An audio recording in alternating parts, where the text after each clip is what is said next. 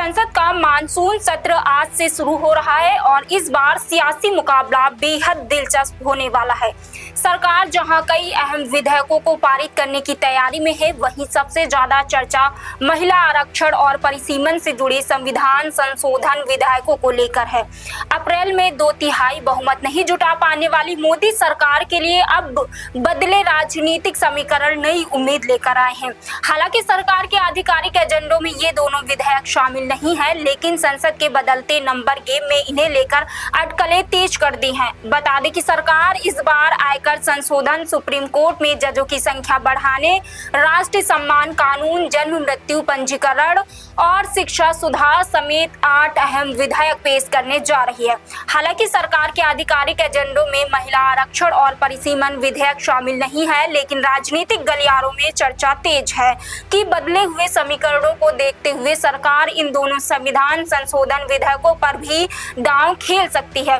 अप्रैल में विशेष सत्र के दौरान सरकार 2/3 बहुमत नहीं जुटा पाने के कारण इन विधेयकों को पारित नहीं करा सकी थी, लेकिन पिछले 3 महीनों में विपक्ष के कई सांसदों का एनडीए के समर्थन में आना सरकार के लिए नई संभावना पैदा कर रहा है।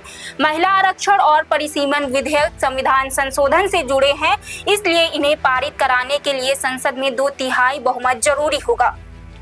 लोकसभा की मौजूदा प्रभावी संख्या के हिसाब से करीब 360 सांसदों के समर्थन की आवश्यकता होगी। फिलहाल एनडीए के पास लगभग 293 सांसद हैं, लेकिन विपक्षी दलों में टूट और कुछ क्षेत्रीय दलों के संभावित समर्थन से यह संख्या बढ़ सकती है। सरकार को उम्मीद है कि यदि सभी राज्यों में लोकसभा सीटों में 50% वृद्धि जैसे सुझावों को शामिल किया जाता है, तो कुछ विपक्षी दल भी समर्थन देने को तैयार हो सकते हैं।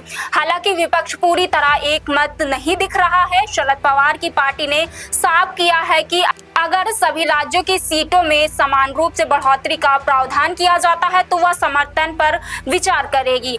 वहीं डीएमके ने दोहराया है कि यदि परिसीमन से दक्षिण भारत के राज्यों के हित प्रभावित होते हैं तो वह इसका विरोध करेगी। पार्टी का कहना है कि महिला आरक्षण का समर्थन किया जा सकता है, लेकिन परिसीमन का स्वरूप स्पष्ट होना चाहिए।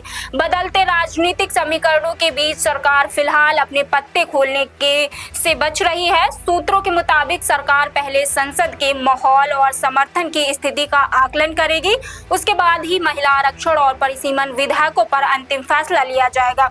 ऐसे में मानसून सत्र का सबसे बड़ा सवाल यही है कि क्या सरकार इस बार इन दोनों बड़े विधेयकों को संसद में पेश करेगी और क्या उसे 2/3 बहुमत जुटाने में सफलता मिलेगी। इसका जवाब आने वाले दिनों में संसद के भीतर होने वाली राजनीतिक हलचल तय करेगी।